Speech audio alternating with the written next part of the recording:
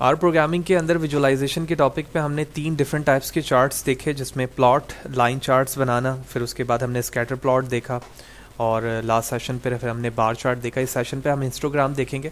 तो प्रीवियसली तमाम सेशन बड़े इंपॉर्टेंट है विजुअलाइजेशन के रिस्पेक्ट से।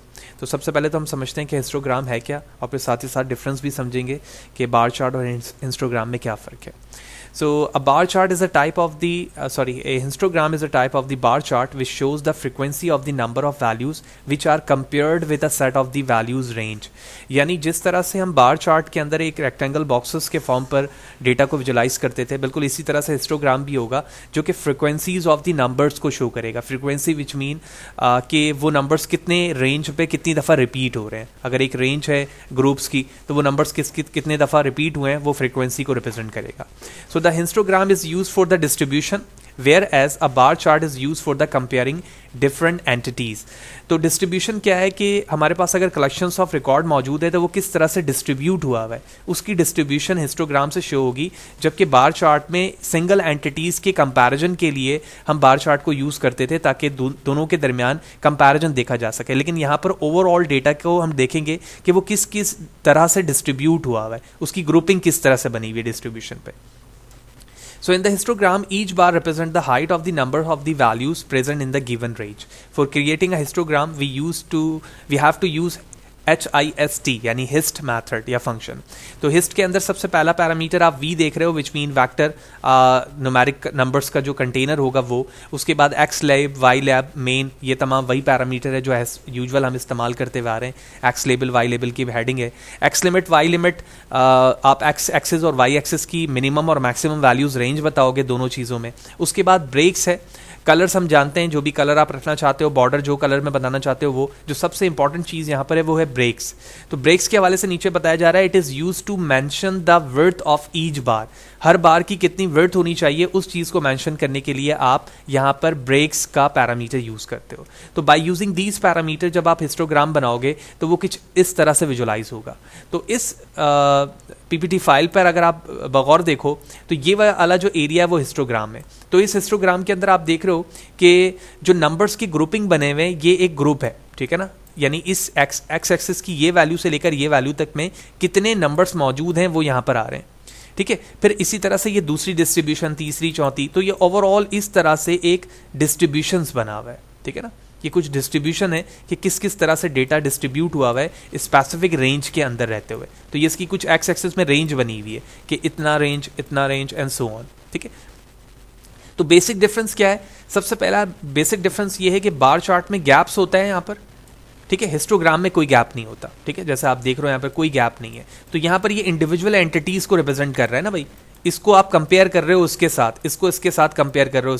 लेकिन यहाँ पर डिस्ट्रीब्यूशन है कि जो ओवरऑल आपका एक डेटा है, एक वेरिएबल है, वो किस किस रेंज पर डिस्ट्रीब्यूट हुआ है, ठीक है। अभी हम एग्जांपल करेंगे डिस्ट्रीब्यूशन और भी बेहतर तरीके से समझ में आएगी कि अगर मैंने एक वेरिएबल लिया है तो उस वेरिएबल में कितनी वैल्यूज़ हैं जो इस रेंज के अंदर आती हैं, फिर दूसरी कितनी वैल्यूज़ हैं जो इस रेंज में आती हैं। तो ओवरऑल विजुलाइज होने के बाद डिस्ट्रीब्यूशन हमें रिप्रेजेंट होकर शो हो रही होती है। तो अब हम आर स्टूडियो पर चलते हैं और इस चीज़ को एग्जाम्पल के थ्रू करते हैं। तो सबसे पहले तो मैं एक वेक्टर क्रिएट करता हूँ। तो मैंने इसका नाम रखा v ओनली और कुछ रेंज रखते हैं यहाँ पर मैंने 12, 24, 16, 52, ठीक है। सिमिलरली 13, 74, 82, 92, 48, 16 ऑलरेडी है, 18 ले लिया हमने यहाँ पर, एंड 55। ये कुछ वैल्यूज़ मैंने यहाँ पे ली। ये वैल्यूज़ लेने के बाद जिस मेथड को हमें हिस्टोग्राम बनाने के लिए इस्तेमाल किया है वो है HIST। इसके अंदर मैंने वेक्टर लिखा और उसके बाद एक्स लेबल, वाई लेबल की जो भी वैल्यूज़ आप रखना चाहते हैं वो यूज़ करेंगे आप। तो मैं जो प्रीवियसली इस्तेमाल करते हुए आ रहा हूँ उन्हीं लेबल्स को हम यहाँ पर कॉपी पेस्ट कर लेते हैं। बाकी आप उसे एक्सचेंज कर सकते हैं अपनी रिक्वायरमेंट के मुताबिक। तो मैंने डायरेक्टली यहाँ पर उसे पेस्ट कर लिया। तो इस तरह से एक सिंपलेस्ट हमारा यहाँ पर हिस्टोग्राम रेडी हो चुका है। अभी कुछ पैरामीटर्स भी हमें ऐड करना है मजीद, लेकिन मैं सिर्फ इसके बेस पर इसे रन करता हूँ। तो इसके बेस पर आप देख रहे हो कि जिस तरह से बार चार्ट था बिल्कुल इसी तरह से इसकी डिस्ट्रीब्यूशन आ रही है। रीड करते हैं। देखें, जब आपने अपने वेक्टर की वैल्यू दी ना तो वेक्टर की वैल्यूज़ इस फॉर्म में यहाँ पर शो हो रही है एक्स एक्सिस पे। 0 से लेकर 100 तक की रेंज बनी हुई है यहाँ पर, और 0 से 20 तक की जितनी क्वांटिटी है वैल्यूज़ की वो इस बार को रिप्रेजेंट कर रहा है। जैसे हम यहाँ पर रीड करते हैं कि अंडर 20 कितने नंबर्स हैं, 1 2 3, ठीक है, ये 3 हो गए, तो 3 तो यहाँ पर नंबर्स आ गए।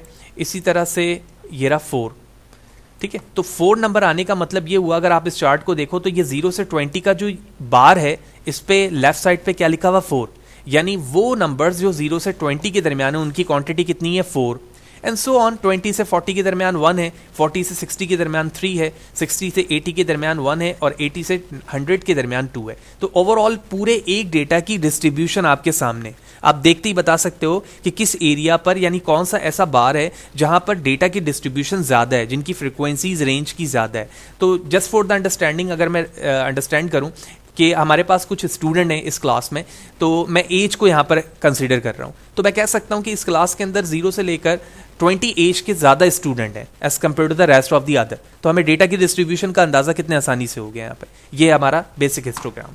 अब कुछ फर्दर पैरामीटर्स के हवाले से अगर बात करें तो हम यहाँ पर कॉमा प्रेस करके एंटर करते हैं, और इसी तरह से एक्स लिमिट, वाई लिमिट को भी आप यहाँ पर यूज़ कर सकते हो, बॉर्डर यूज़ कर सकते हो, ब्रेक यूज़ कर सकते हो। तो मैं यहाँ पर बॉर्डर के कलर को रेड करता हूँ, और उसके बाद हमारे पास ब्रेक्स का पैरामीटर है, उसके यहाँ पर वैल्यू मैंने 4 रख दी। उस बेस पर दोबारा एग्जीक्यूट करता हूँ। अब आप देख रहे हैं कि डिस्ट्रीब्यूशन कलर्स के साथ है, और ब्रेक्स की वजह से उसकी विड्थ भी डिसाइड हो रही है।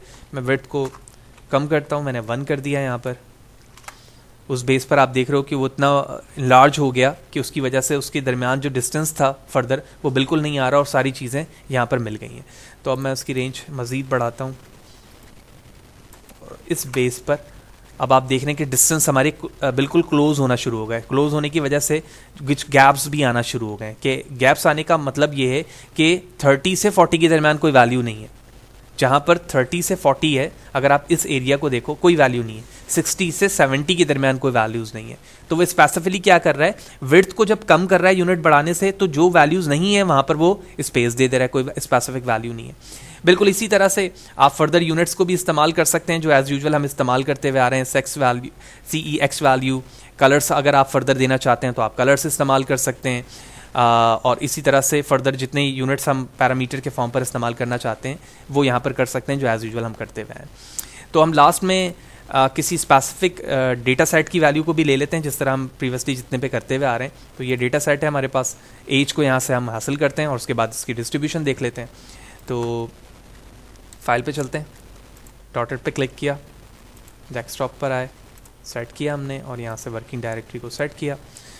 तो सबसे पहले हम एक वेरिएबल बनाते हैं डेटा 3 के नाम से, और हमने रीड करवाया यहाँ पे read.csv। डेटा सेट हमारे फाइल का नाम है जो कि CSV एक्सटेंशन पर है, और उसके बाद हम सेम कोड को यहाँ से कॉपी करते हैं, पेस्ट किया मैंने, और जहाँ पर V लिखा हुआ है वहाँ पर इस लाइन को एग्जीक्यूट करने के बाद डेटा 3 वेरिएबल को मैं यूज़ कर लूँगा।